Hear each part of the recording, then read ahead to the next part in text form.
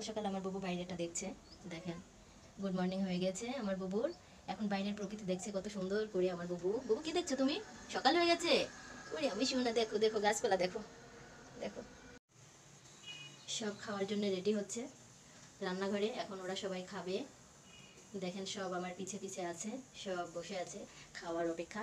আর ওদের মিষ্টি কুমড়াটা ছিল না, আমি ওদের মিষ্টি কুমড়াটা সেদ্ধ করে আর কিছুটা ওখানে রেখে দিয়েছি, সেটা এখন ওঠানো হয়নি। বাবু খিদে লাগছে শোনা? খিদে লাগছে, দাঁড়াও এক্ষুনি খেতে দেবো, এক্ষুনি খেতে দেবো।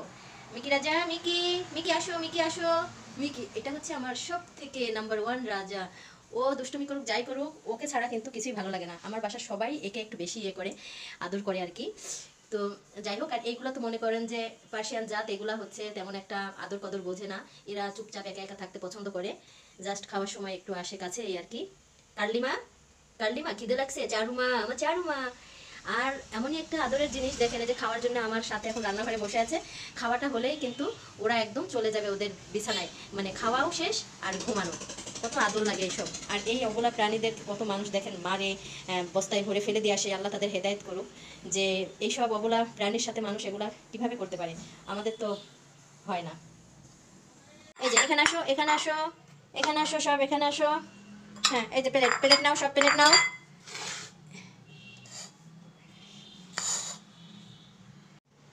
আমার দুইটা বাচ্চাকে আমি অল্প অল্প করে একটু ভাত দিই, কারণ ভাতটা খেলে শুধু মিষ্টি কুমড়াতে আসলে হয় না।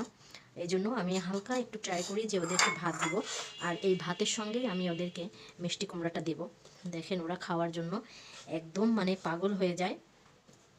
সবাইকে এখন আমি খাবারটা দিব।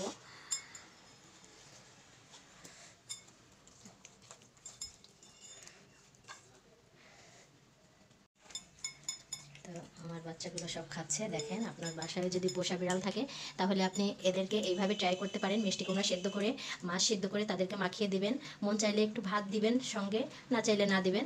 আর বিশেষ করে মাছটা সেদ্ধ করবেন অবশ্যই লবণ ছাড়া, শুধু পানিতে ভালো করে ধুয়ে সেদ্ধ বসিয়ে দিবেন।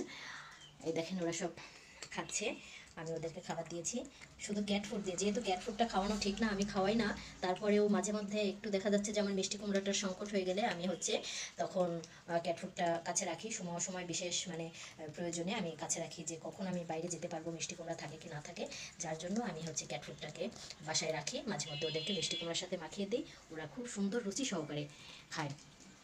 দেখেন সবাই আমার বাচ্চাগুলোর জন্য দোয়া করবেন।